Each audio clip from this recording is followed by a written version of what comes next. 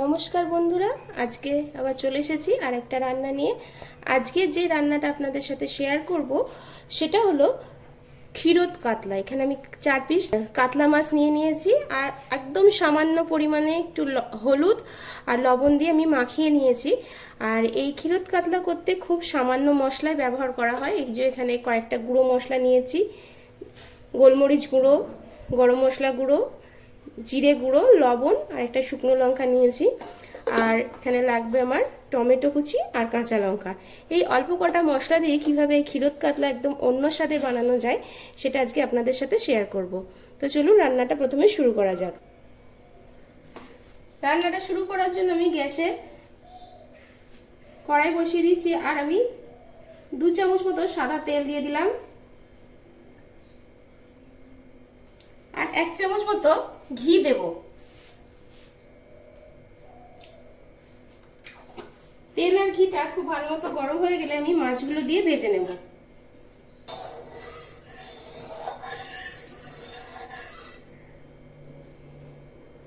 তেল আর ঘিটা খুব ভালো মতো গরম হয়ে গেছে। এবার এখানে আমি মাছগুলো দিয়ে হালকা করে ভেজে নেব।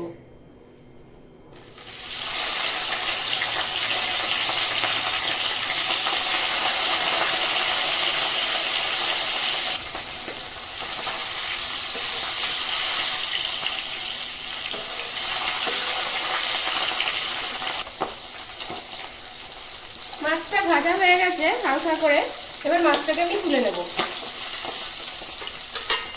মাছগুলো সব হালকা করে ভেজে তুলে নেওয়া হয়ে গেছে। এবার আমি একটা শুকনো লঙ্কা দিলাম আর এখানে যে শুকনো মশলাগুলো নিয়েছিলাম, গোলমরিচ গুঁড়ো, গরম মশলা গুঁড়ো আর জিরে গুঁড়ো আর লবণ, একবারে দিয়ে দেবো তেলের মধ্যে। গ্যাসের ফ্লেমটা কিন্তু একদম লো করে রেখেছি, যেহেতু মাছ ভাজার সময় তেলটা অনেক গরম হয়ে গেছিলো। আর এটা দেওয়ার পরে পরে আমি টমেটো কুচি নিয়েছি 3টে, ওটা দিয়ে দিলাম।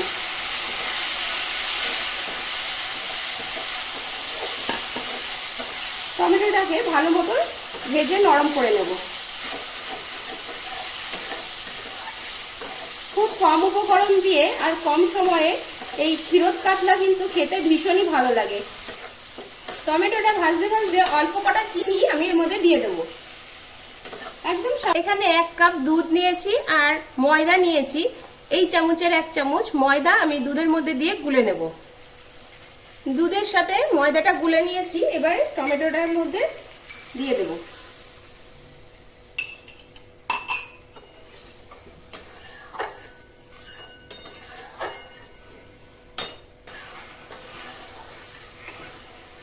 এটা একটু ফুটে উঠলে ভেজে রাখা মাছগুলো আমি এর মধ্যে এবার দিয়ে দেব।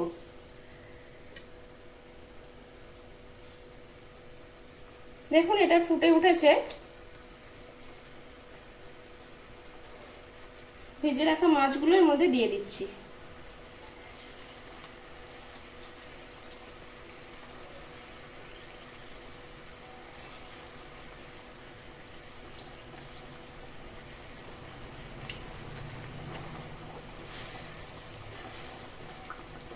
গ্যাসের ফ্লেমটা মিডিয়াম টু লো করে দিয়ে ঢাকা দিয়ে এটাকে বেশ কিছুক্ষণ ফুটতে দেবো।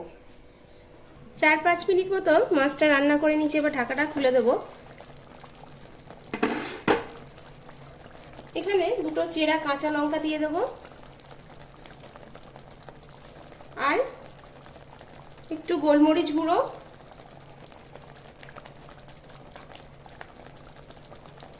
গরম মশলা গুঁড়ো আর একটু দিয়ে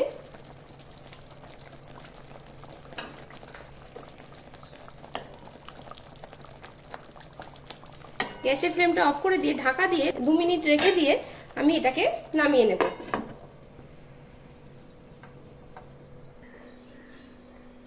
দেখুন বন্ধুরা, তৈরি হয়ে গেছে ক্ষীরোদ কাতলা। খুব কম মশলাতে অল্প সময়ে এটা তৈরি হয়ে গেছে। আর আমার এই রেসিপিটা যদি আপনাদের ভালো লাগে থাকে তাহলে আপনারাও একবার বাড়িতে ট্রাই করবেন। আজকে তাহলে এতটুকুই থাকলো। পরের দিন আবার দেখা হবে অন্য এক ভিডিও নিয়ে, অন্য এক রান্না নিয়ে। ভালো থাকবেন, সুস্থ থাকবেন, ধন্যবাদ।